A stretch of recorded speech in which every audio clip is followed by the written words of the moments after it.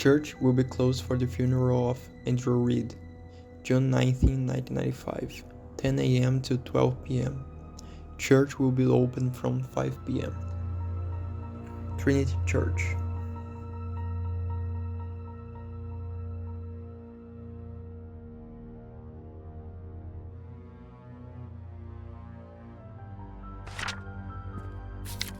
Need a handyman? Have all jobs that you need done by dependable, experienced and friendly guy? Scott Brooks.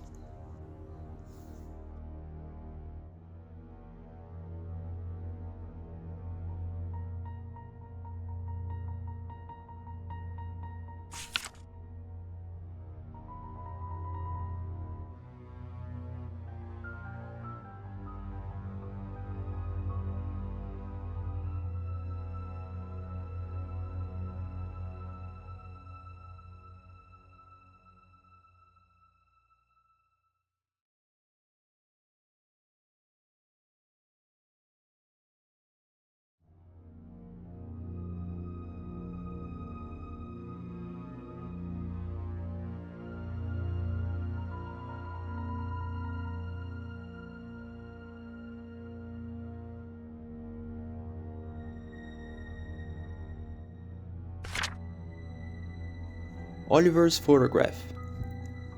Take your favorite moments in time and hold them still. More than 50 years of experience.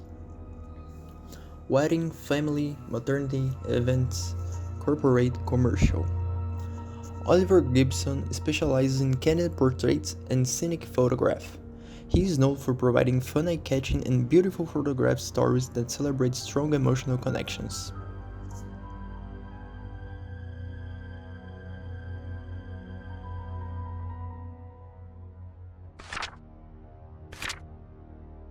Welcome to Painscreek Trinity Church. Sunday service, 8 a.m. Tuesday evening prayer, 7 p.m. Friday Bible study, 6 p.m. Community lounge, 12:30 p.m. Last Thursday of every month. Pastor Matthew Brooks.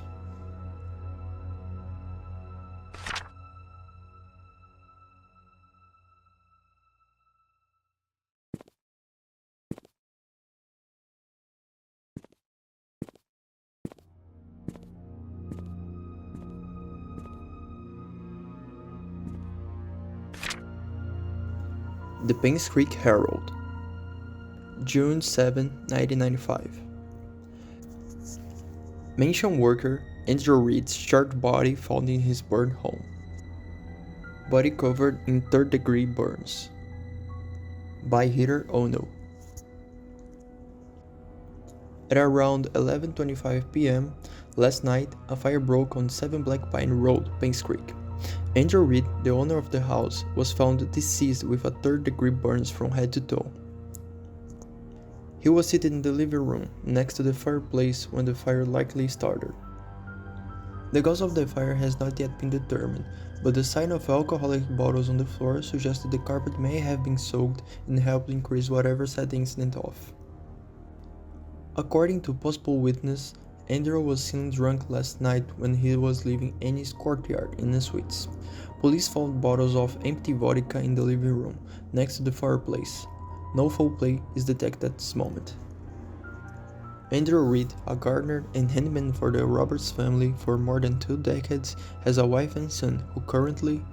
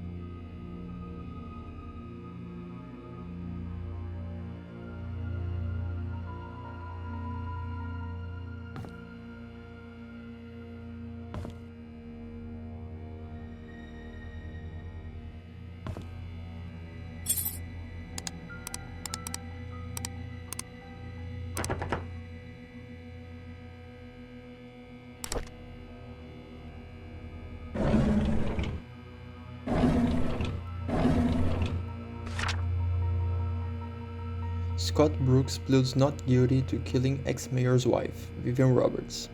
Main murder suspect denies killing former employer. Scott Brooks, the adopted son of Father Matthew Brooks of Painscreek Trinity Church, pled not guilty in court yesterday. According to Scott, he met with Vivian in the woods that night, but went home after their meeting, and he did not step out of his cabin for days. When he left her, Vivian was still alive. When asked why he met with Vivian, Scott's answer was that they met to discuss about personal matters, and it was only between the two of them. Scott denied further questioning, stating only that he had nothing to do with Vivian's murder, that whoever killed Vivian must have committed a crime after he left. As to why Scott was at this cabin 4 days after Vivian was killed, Scott explained that he did not even know that Vivian has been murdered. Staying at the cabin is just something he always done, that he feels at ease while at home. Scott is currently detained in the county jail. No bail has been set for his release at this point.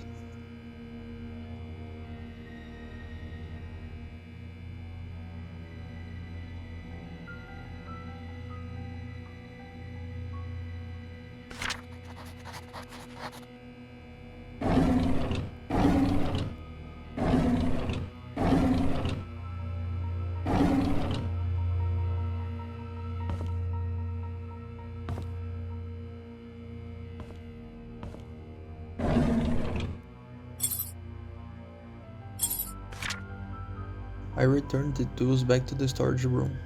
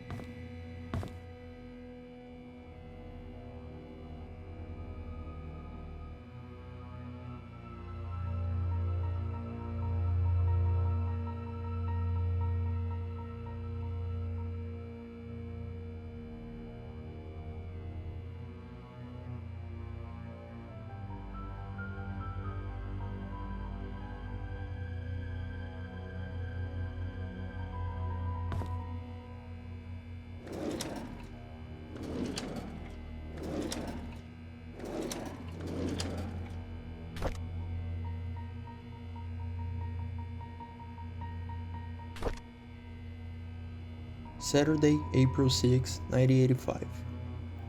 Father Matthew picked me up from the orphanage today. He said I will be staying with him for now, and I can call him Dad if that's okay with me. On Monday, he will bring me to sign something. He says after the signing, my name is not just Scott, but Scott Brooks. I'm so glad that now I have a home. Friday, May 3rd, 1985. Father Matthew brought me to the attic today. There are many wooden toys, and he made them all by himself. He asked me to choose one that I liked. I chose the toy plane. It looked so cool. He said he can teach me carpentry when I'm a bit older. He even made a secret space for me in my room so I can put my special treasures inside. I love Father Matthew.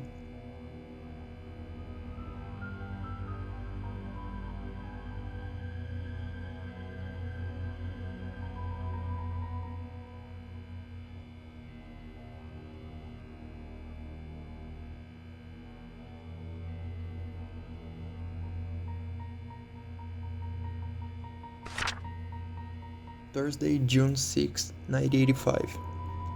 The older boys are always bullying me. They call me a bastard child and a weirdo. They say that's why my parents didn't want me. What does bastard mean? Saturday, June 23, 1985. Father Matthew says I should be patient, but they threw stones at me. Father Matthew cleaned my wounds. It's painful. Father Matthew told me to forgive and forget. He said they don't know what they are doing. I like Father Matthew, but I hate the boys.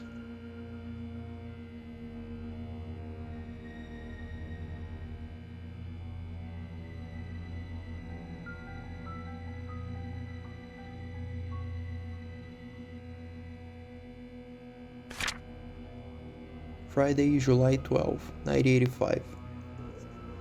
Trisha defended me today. The boys walked away when she said that her dad was going to catch them and put them in jail. I want to be like Trisha's father. I want to be the next Charles Roberts. That way, no one will ever bully me. Sunday, September 50, 1985. Derek is always there whenever Trisha invites me to play. He's 5 years older than me. He's like her bodyguard or something like that. And he is really good at drawing. He gave me one of his drawings today. He said he only gives drawings to friends. I wish I could draw like him. Maybe I can make a wooden toy car for his next birthday.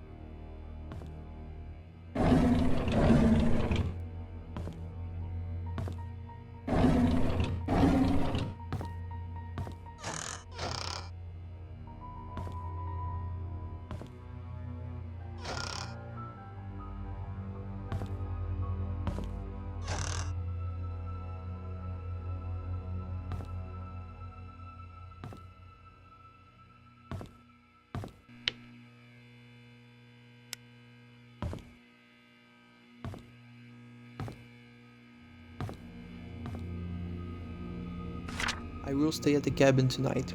I don't need dinner. Scott.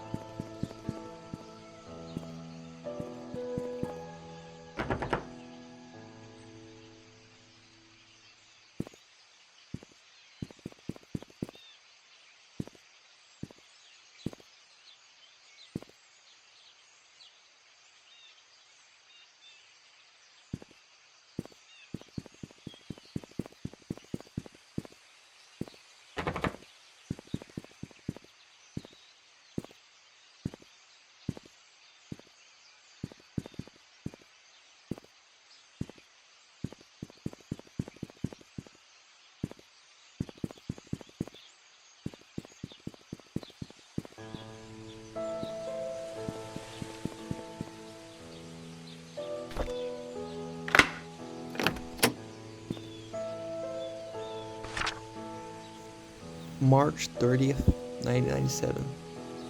To Private Investigator Stephen Moss. I came across your name through a close friend of mine.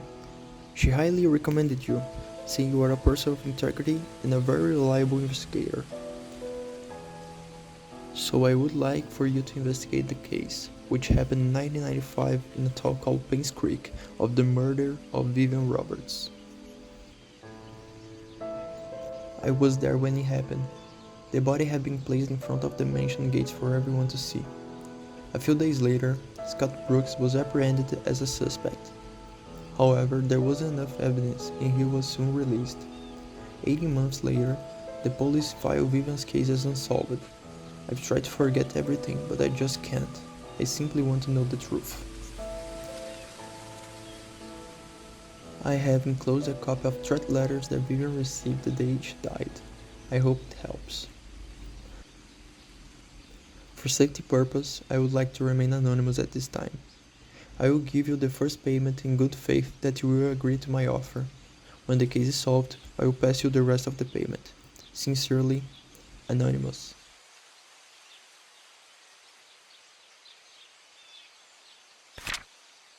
I know what you did. Meet me at the well at midnight. You'll know which one. Come alone.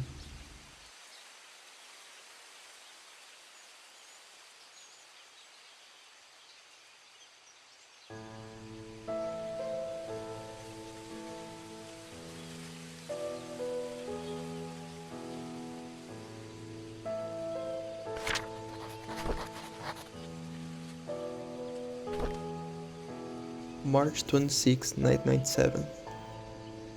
The investigation progress is slow. I try to reach people, but many of them left Painscreek, and those who still remain are starting to move out. I found some evidence showing that things aren't what they seem. The media didn't have it right. I need to interview some people who work at the mansion. I've been too worried and haven't reached out yet. Matthew seems to be Scott's legal parent. Still won't talk to him yet. I have to visit St. Patrick's orphanage tomorrow. It's a day drive from here. I know Scott found something there. There's something not quite right with all this.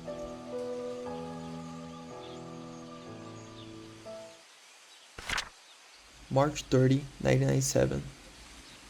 Vivian married Charles in 1971. After their marriage, she became vice president of Roberts Mining Company. It went into a slump after the mining accident in 73, but her resilience to not give up led to her rebuilding the company from the ground. She supported local business such as Painscreek Community Hospital to revitalize the small village. Looks like she was publicly very active. Too active. She was taken to Painscreek Community Hospital for an emergency operation in 1974. Trisha Roberts was born just before that. Vivian was hospitalized for a few months. She was reliant on Dr. Henry Johnson during that period.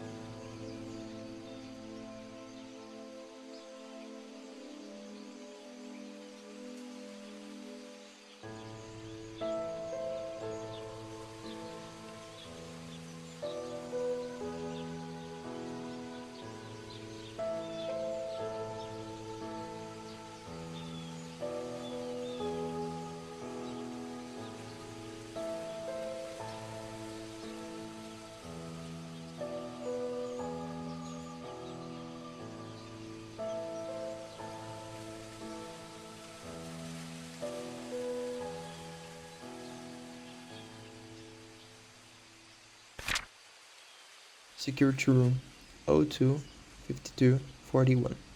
Mention.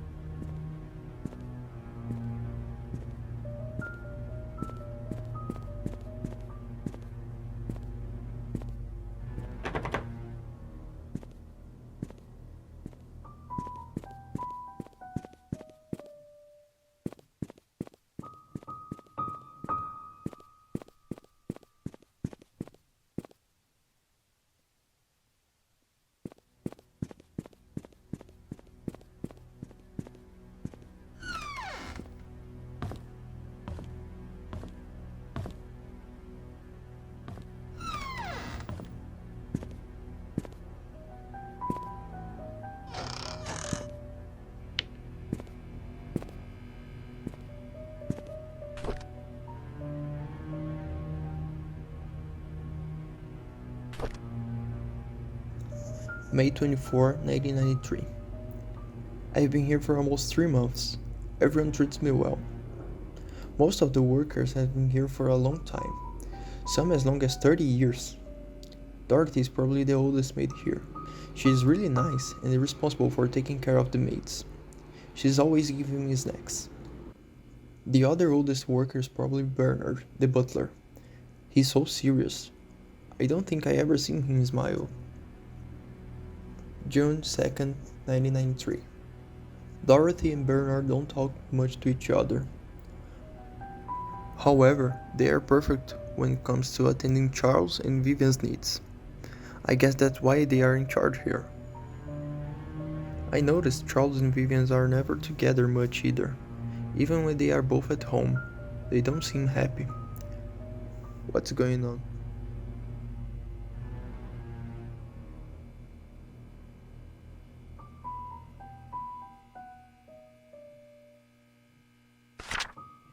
June 30, 1993. Vivian was passing by when I broke the vase. I must have been really nervous because I stood there for God knows how long. I thought she would scold me, or even fire me. Instead, Vivian invited me to have a tea with her. She asked about my parents and what I want to do in the future. I told her I hope to open my own deli someday. She said I could do anything if I set my mind on it, and I work really hard. Like me, she used to be poor. Now, she's a successful businesswoman. I hope to be like her someday. July 6, 1993. One day sick. I've heard she has cancer. It has been 2 months since I took over for her. Her son, Derek, stays with her whenever he's not driving for Charles. I feel sorry for them. Luckily, Mr. Roberts helps with their financial needs. I pray she gets well soon.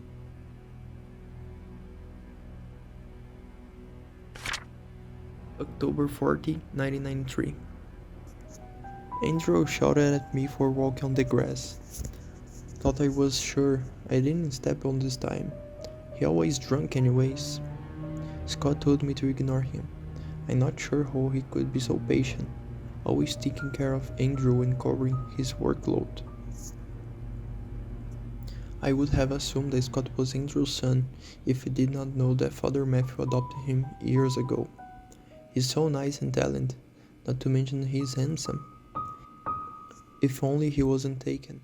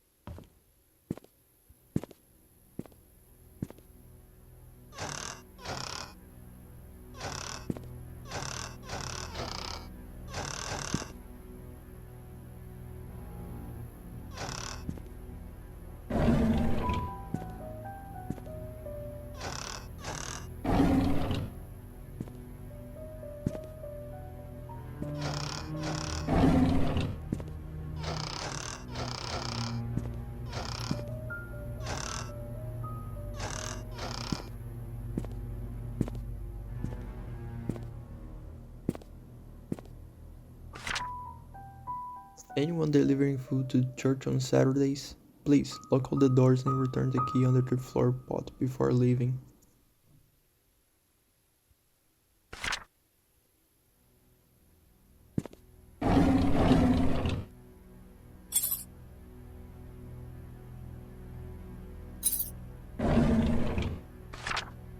Shopping list for Trisha's birthday.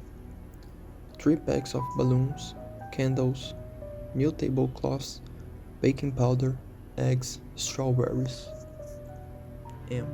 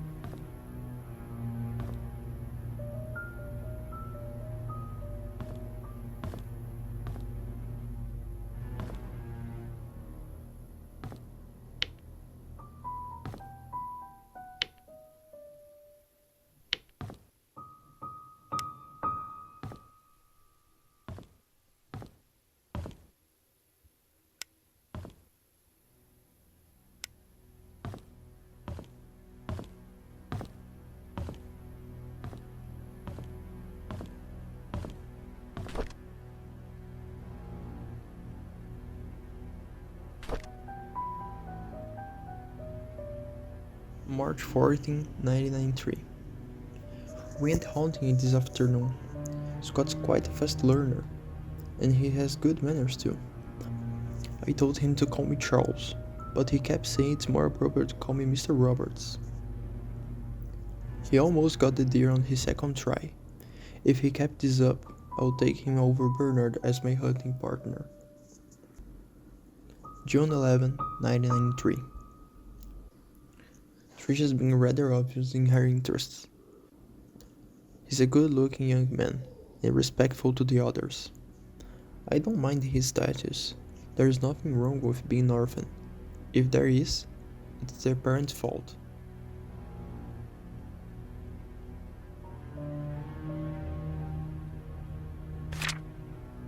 I know that Trisha fancies him. I've grown to like him too. August 27, 1993. Today's mom's death anniversary. It's been 80 years since she passed away. I paid my respects at her tombstone. Vio wasn't feeling well and chose not to come, so I asked Scott to accompany me. He brought fresh lilies. He said lilies suggest that the soul of the deceased has returned to a peaceful state. Sometimes I feel like his son to me.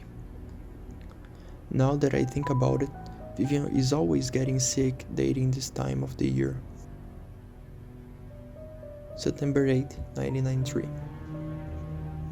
I knew our relationship would not be as close as we had it, but ever since Vivian discovered my affair, she hasn't been the same. She once joked to her friends during the dinner that all politicians are alike, and as a politician's wife, she has learned to close one eye. Sometimes I feel sorry for her. I think it was because of Trisha's that she didn't leave me. She's a good wife and a good mother.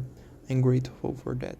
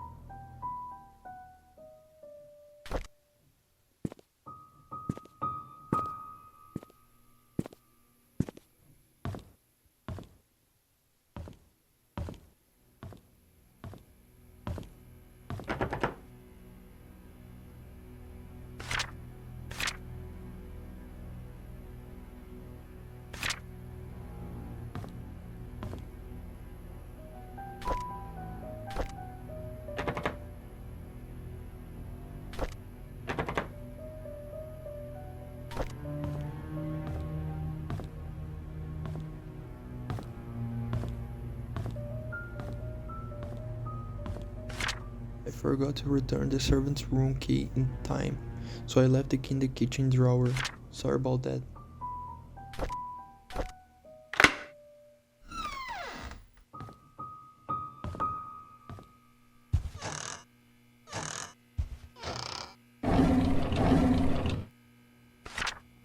I need to report Scott to Bernard. His suspicious acts are getting out of hand. Today I saw him peek into Mr. and Mrs. Roberts' room from the window. It's been too many times now to not do this.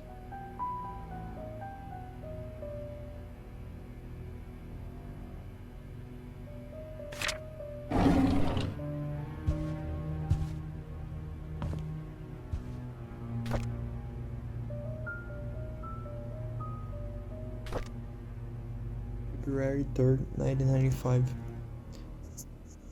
I was cleaning in the mansion attic today when I found Derek and Wanda's old stuff. I asked Derek about it and he told me he used to live here with his mom until he was about 6 years old. We chatted for like an hour. I have never talked to him that much. It felt quite nice talk with him, rather relaxing. March 3rd, 1995. I had to interact with Bernard today.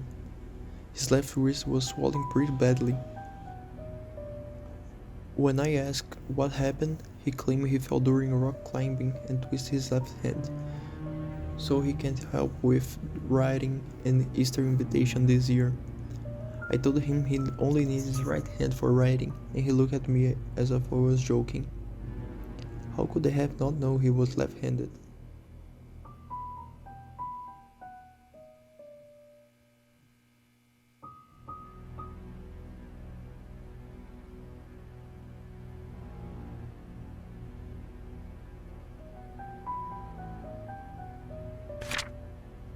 April 17, 1995. Dorothy asked me to help clean her house tomorrow. I didn't know she has her own place. I thought she lived with Robert's family in the nanny's room. She said she hasn't used the house for the past few months, but it needs to be taken care of every now and then. She will be 60 this year. I think I should help her. The address is 40 Black Pine Road, Painscreek. May 25, 1995. Trish and Vivian had an argument during dinner. Vivian is thinking to send Trisha to college, but Trisha wants to be with Scott. She's not thinking straight.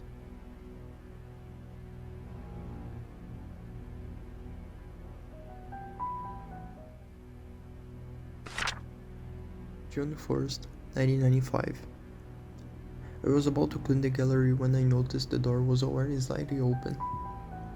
I looked inside and saw Mr. Roberts standing in front of a painting right before he left. I heard a faint click.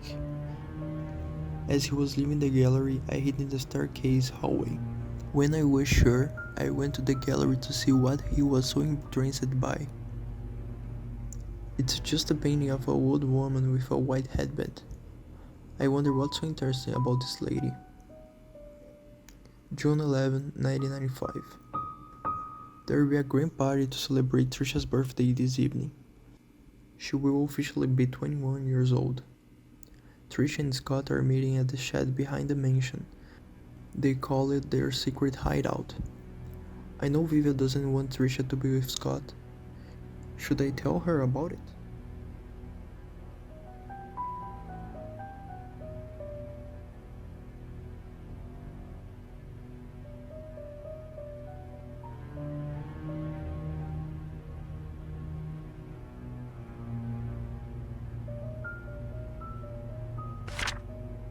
July 12, 1995. Dr. Johnson is dead. He was the head of Painscreek Community Hospital as well as the Roberts family doctor. The police came by and asked if Vivian would be willing to go down the station for another interview. I was nervous, but Vivian was very calm and accepted the request. She came back in the evening and assured us that everything was okay. She had nothing to do with the Dr. Johnson's death. his death was purely an accident.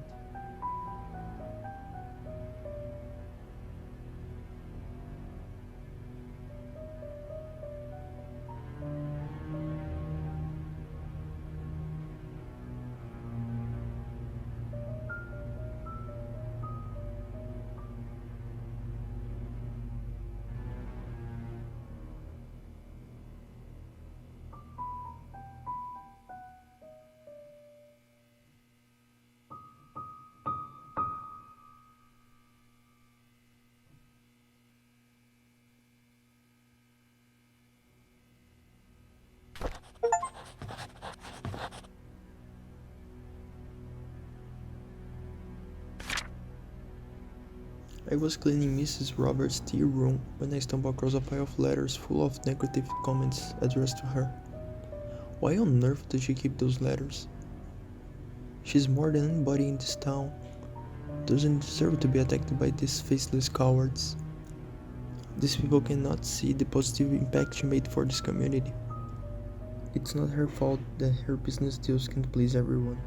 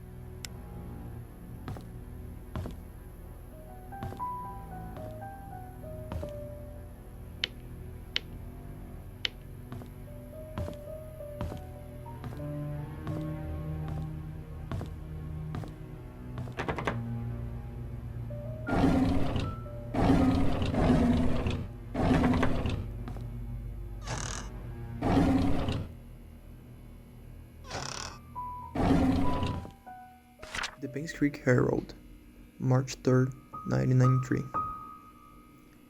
20 years later, Painscreek still honors the lives of coal miner workers. Despite shock and pain, it was a tragedy that united everyone. By Jonathan Walker. 20 years ago, 6 members of this village, together with 13 others from the town of Hillsdale and Old Creek, perished in one of the coal mine's demolition programs. The coal mine belongs to Roberts Mining Company. Vivian Roberts, who had just married into the Roberts family, started a fundraising event that raised $96,000, contributing $24,000 from her own company. A total of $120,000 was compensated to the 6 families. This is a very small sum compared to what those families lost, and no amount of money can replace their loved ones. Vivian told the press. What we can do, however, is provide them with whatever help they may need, and for those who have helped financially, the Roberts family thank you. The words not only comfort those families.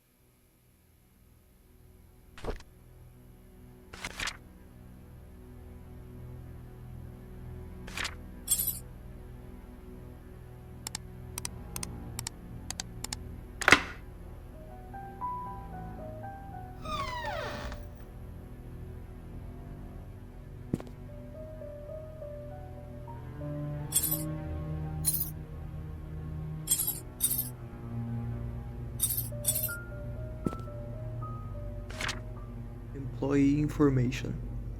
Name: Bernard Hopkins. Male. Date of birth: November 15, 1944. Employee address: 31 Silver Lake Boulevard. Employee type: regular employee. Occupation: butler. Job description: staff and house management. Date hired: 8th of May 1973. Hours a day: 8 hours. Days a week: 5 days.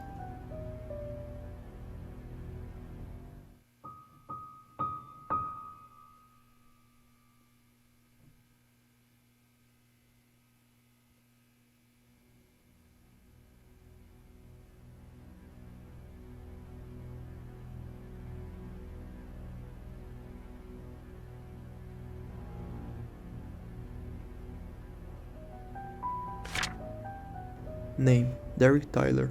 Male. Date of birth: May 3rd, 1997. Employee address: 43 Silver Lake Boulevard. Employee type: regular employee. Occupation: chauffeur. Job description: driving and car maintenance. Date hired: March 23, 1990. Hours a day: 8 hours. Days a week: 5 days.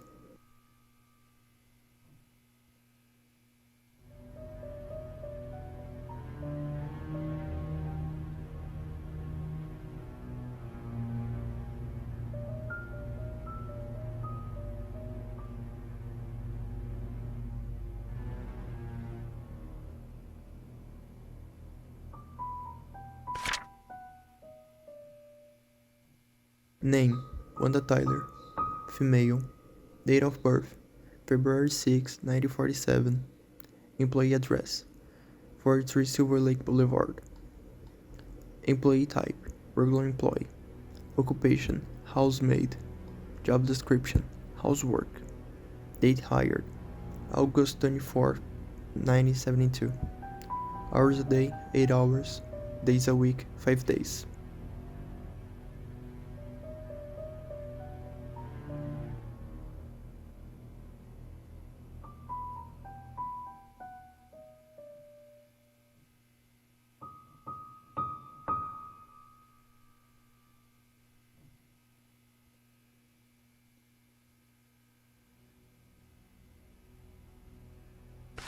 Name: Andrew Reed.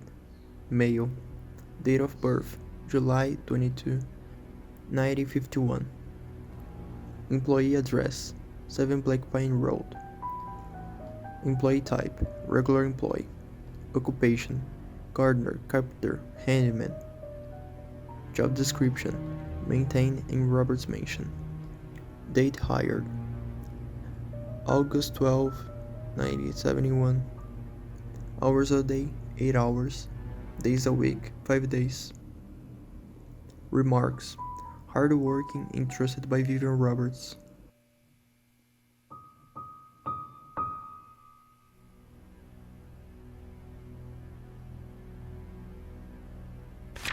Name: Dorothy Patterson. Female. Date of birth: November 15, 1935. Employee address: 40 Black Pine Road. Employee type: regular employee. Occupation: nanny. Job description: childcare and housework. Date hired: March 27, 1972. Hours a day: 8 hours. Days a week: 5 days. Remarks: longest hired employee at the Roberts family.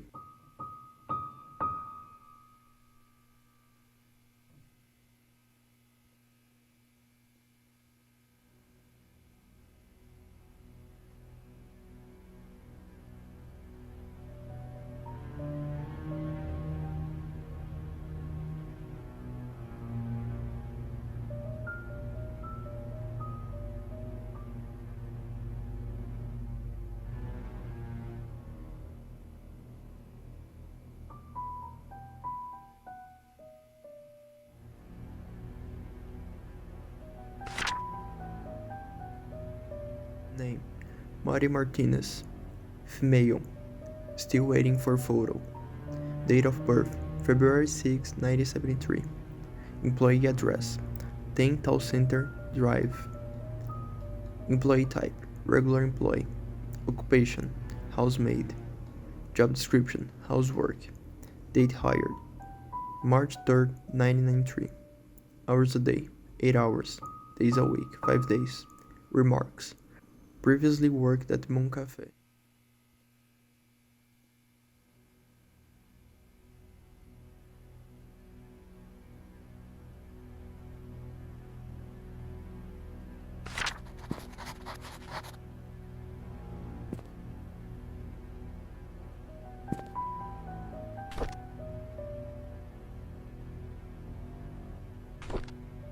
March 18, 1994. Someone ran through the garden last night.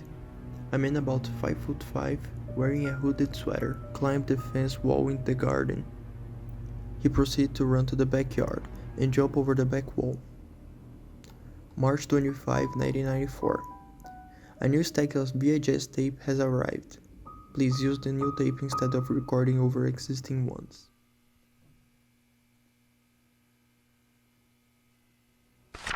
April 6, 1994. I came across a note by Magdalene Roberts, stuck between one of the old logbooks. It was requesting a search of a security missing tape, dated June 28, 1975. May 28, 1994. We have a new security guard coming in today. His name is Samuel Green. Tom Parker will be his mentor to get him up to speed.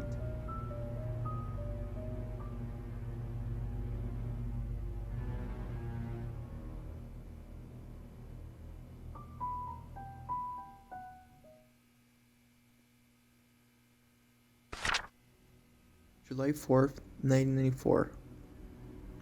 Andrew came to the mansion at around 11 p.m. He was very drunk. Scott was called, arrived around 11:15 p.m. and brought Andrew home. August 12, 1994. Today marks Tom Parker's 20th year since he started work at the mansion. He will be retiring from his position next month to take care of his ailing wife.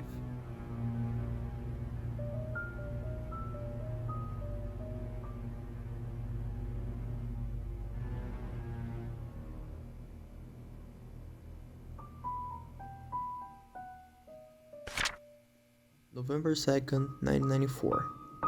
There's a strange tale going around Painscreek recently.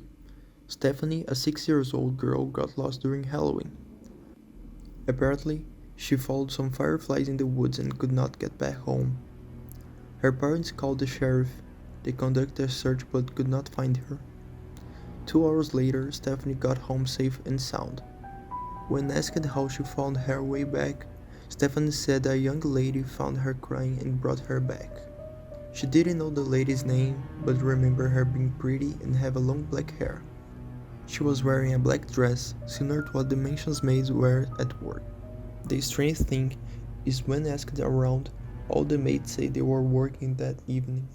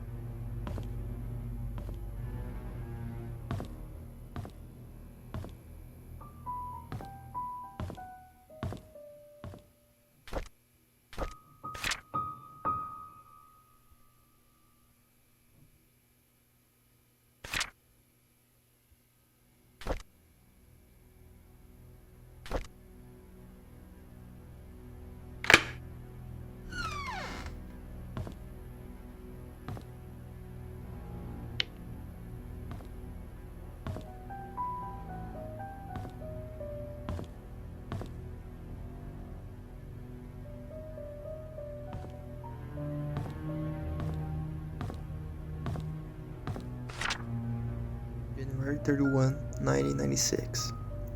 Dear Charles, I have worked here for more than 20 years, and I'm so glad that I was able to spend time here with everyone. I greatly appreciate the opportunity you gave me and the time I spent with Trisha. Trisha was everything to me, and she loved me. She smiled whenever I called her. I wish I could have given more. Despite what happened here in Painscreek, there are moments of pure joy that we all share together. I hold on to those moments. I'm sorry that I'm leaving. I won't be able to serve you anymore. Thank you for everything. Please take care of yourself. Sincerely, Dorothy.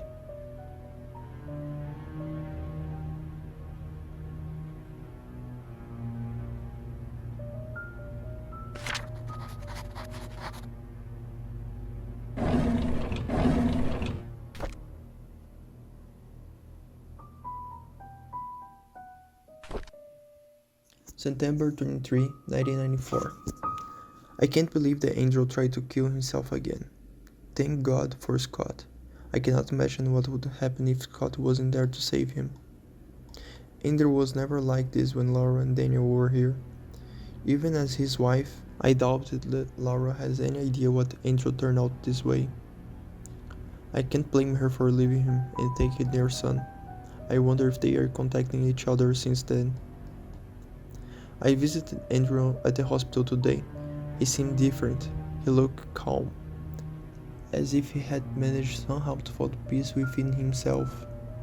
The attending nurse said that Scott has been here almost every day, taking care of him and being with him. Andrew has been talking a lot with Scott. Andrew told me he was ready to see Laura and Daniel again. I'm glad to hear that. I should call Laura and tell her the good news.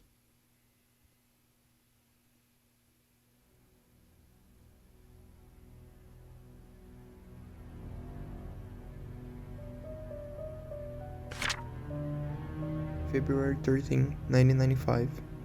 Scott came to fix my leaking sink today. He did a wonderful job. I offered him tea, and we talked quite a bit, most about Charles and Vivian. I showed him my old photo album. To my surprise, Scott became very quiet. He asked me if he could borrow one of the photographs. I didn't see why not. He thanked me and left in a hurry. Oh, I should call Laura and tell her about Andrew's situation. June 19, 1995. It's ironic that Andrew died shortly after being saved. I met Laura and Daniel at Andrew's funeral today. Daniel reminded me of Andrew. I can't believe he's already 15 years old. Last I saw him, he was only 7. Laura said that Andrew has been sending them money these last few years. She had been considering to return to Painscreek so they could be together again. If only I had called Laura before the fire accident. I feel so sorry for them.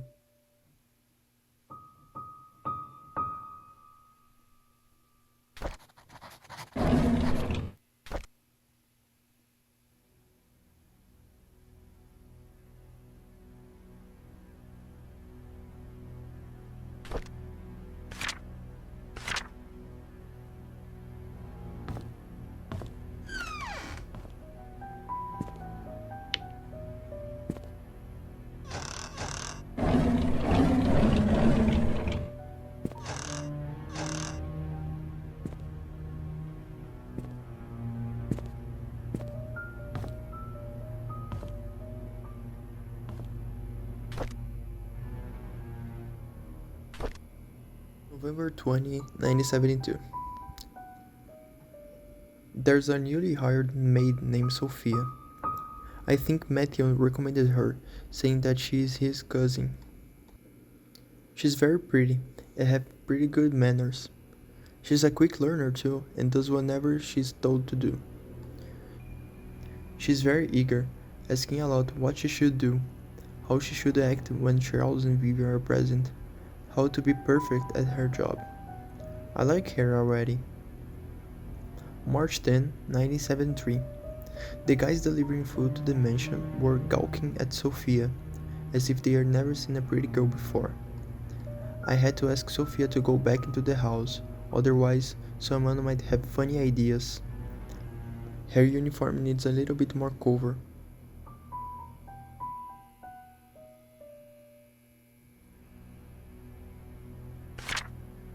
June 20, 1973. Matthew sometimes comes over to check if Sophia is doing okay. I tell him he is worrying too much, that Sophia is loved by all. Matthew seems pleased every time I say this. If he didn't know better, I think Matthew liked her. September 24, 1973. It rained heavily today. Sophia and I were having tea break when she asked me, "What does it feel to be loved?" I said, "Well, it's like the feeling you get when you are with your parents." She was quiet for a moment and then replied, "It's hard for me to imagine that because I don't have any parents." I didn't know what to say to her at the time, but after the break was over, I decided to make an effort to care for her more.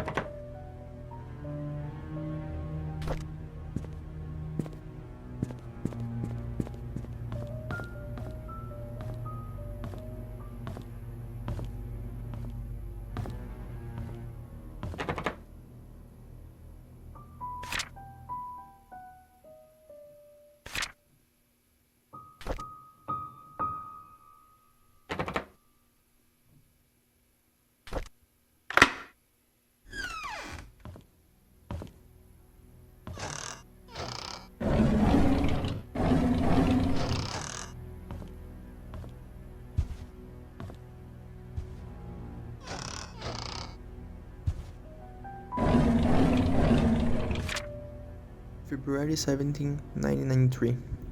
Nelson and Brown investigation. 206 Fillmore Road, Northville. Regarding investigation on Painscreek Community Hospital donation funds. Dear Mrs. Vivian Roberts, our latest investigation showed that Dr. Henry Johnson has been embezzling funds from the Roberts Relief Foundation. He is sending a portion amount to an offshore private account under the name of Jefferson's Investment LLC. Every fifth of the month, an exact amount of $9,990 is being transferred supposedly to the payment of medical supplies and equipment. However, neither the equipment nor the medical supplies could be accounted for. This has been going for the past 6 months, as now the total amount embezzled nears $160,000. Sincerely, Roland Brown.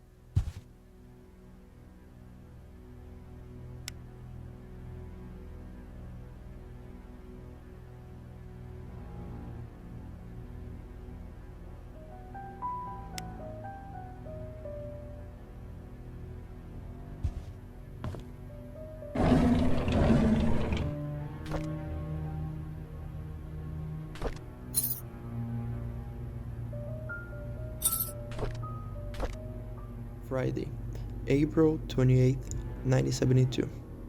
Charles is running for elections. I talked to Wilson and Edwards, and they have both agreed to support us. I don't think they are doing this to solely gain business benefits. Rather, they believe in Charles. Their support will boost morale for our party. Friday, June 30, 1972. It's anniversary today. Charles invited me to my favorite restaurant. It was a complete surprise and I was so happy. I thought he might have forgotten. After dinner, we spent the rest of the evening walking along the beach. We talked as if we were teenagers in love. I cannot remember the last time I felt this carefree.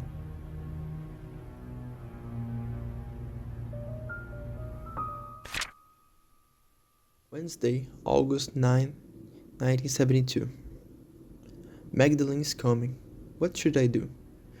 She's always asking when we'll be having kids. I don't think I'm ready yet.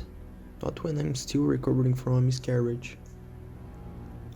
Friday, October 13, 1972. Edwards called today and tried to push me into favor of a business agreement that we discussed months ago. I rejected his request since we'll breach the trust agreement between our companies. I didn't expect him to threaten by backing out from supporting Charles. If that happened, so be it. I would rather lose his support than to make deals with people with no integrity.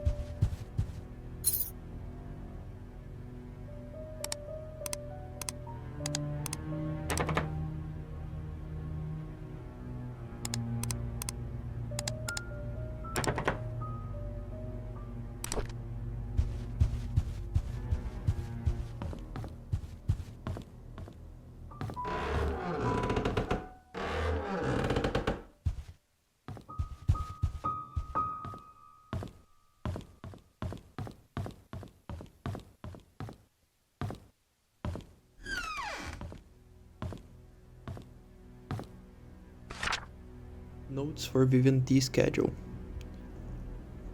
Tea time is 3:20 on the dot. Use the flower pattern cup for Mondays. Gold line cups are for guests. Use V2 cup for milks. Always leave sugar on the side. Never interrupt unless she calls for you.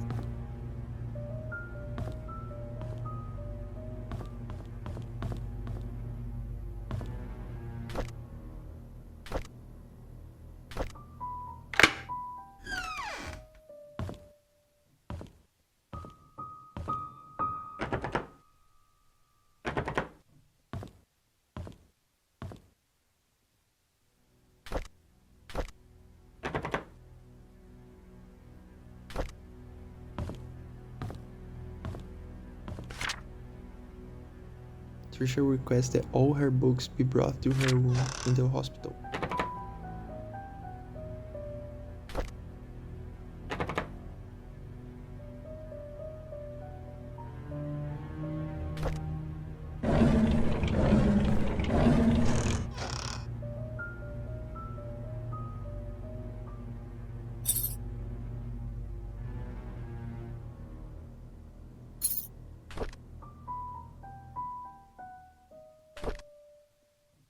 November 13, 1988. Scott's a strange kid, very quiet. I don't think it's right for the other boys to bully him and call him names. I wonder why Scott's parents didn't want him. January 6, 1989. I don't like after-school programs, especially ballet. It's difficult and boring. I hate proper etiquettes. What's wrong with being myself? I don't need to be like mom. August 3rd, 1989. I haven't seen Dad for a while. I wonder when he'll be back. Every time I enter the studio room, I can smell his tobacco smell. It's the perfect reminder when he's gone for long. I miss Dad. Mom is always working. She's so busy with other people that she has no time for me. Sometimes I wonder if Mom loves me. Maybe I should call Dorothy mother instead. Study room code 44871.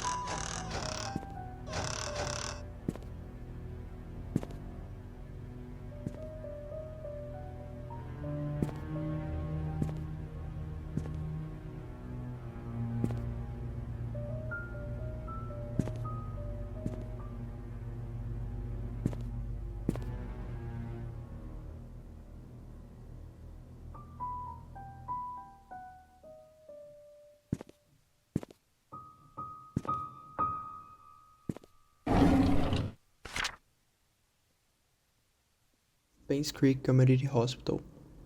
Vivian Roberts Medical Report. Dear Charles Roberts, Vivian's situation is currently stabilizing. She has accepted the fact that she cannot conceive anymore. However, she needs time to fully recover, and 6 months rehabilitation is necessary.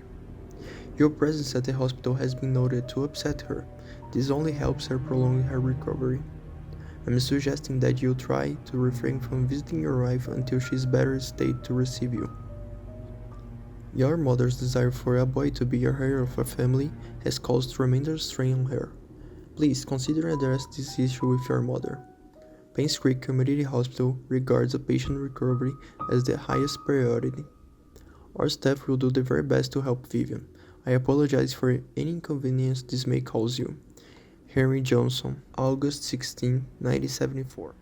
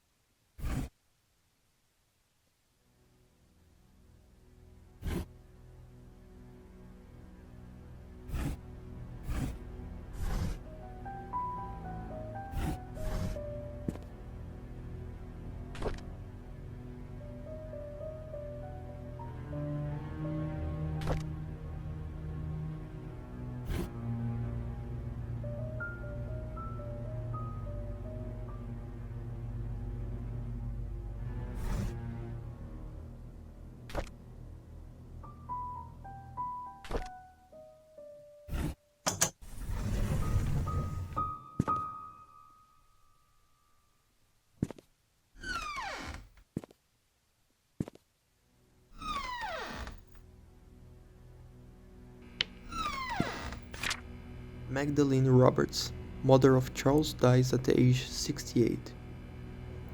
Hospital reports heart attack as main cause of death. Magdalene Roberts passed away last night at the age of 68. She was visiting her son Charles Roberts in Painscreek when her heart failed. Dorothy Patterson, a maid working at the mansion, knocked at Magdalene's door at 7 a.m. Since there was no answer, she assumed Magdalene was still sleeping. It was only 2 hours later, when Magdalene still did not respond to her knockings, that she realized something was wrong. She called Bernard Hopkins, the mansion's butler, who came and opened the room to find Magdalene lying on the bed. She wasn't breathing. He immediately called 911. Dr. Johnson, the family doctor and head of Painscreek Community Hospital, arrived at the mansion around 9:30 a.m. and pronounced Magdalene Roberts dead. According to Dr. Johnson, Magdalene Roberts probably had a heart attack sometime in the middle of the night. More accurate, the diagnosis is yet to be determined, but Magdalene's death was most probably the result of high blood pressure and old age.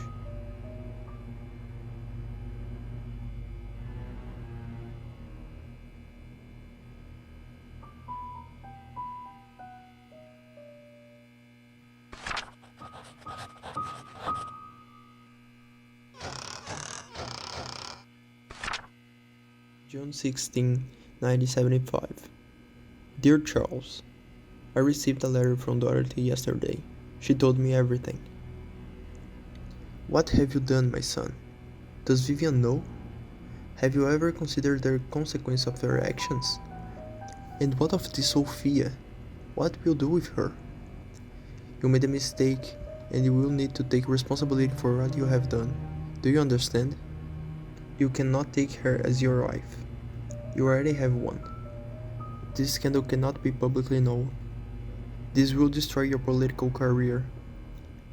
However, the child is important. He's your flesh and blood, and might be the son you need to properly continue this family. I am now prepared to visit you. Do not say anything to Vivian yet. I will take care of it when I arrive. Love, Mom.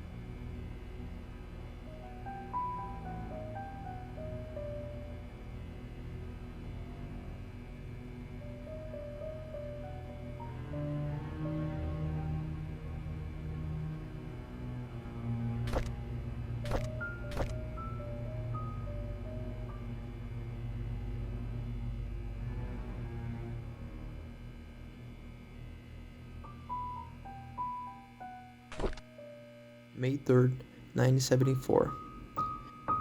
Vivian hasn't spoken much since she was discharged from the hospital.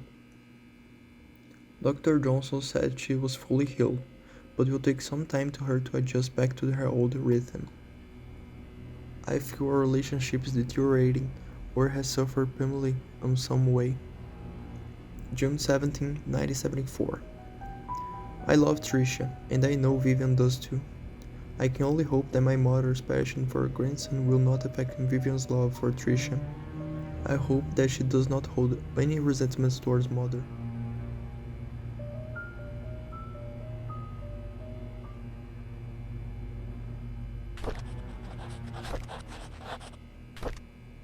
June 11, 1974. Our baby daughter is born today. We named her Trisha. Vivian had to go through a cesarean section. I'm just glad that both of mother and child are safe, and I thank God for that. I'm so happy to have a baby in the family.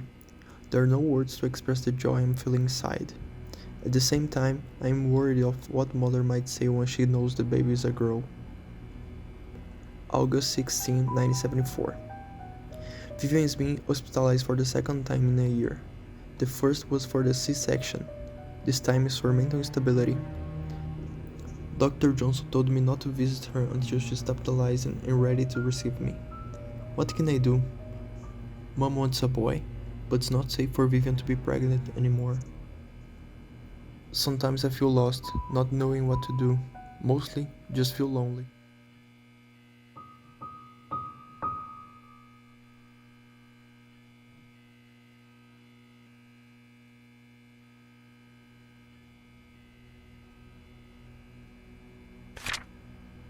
November 16, 1974.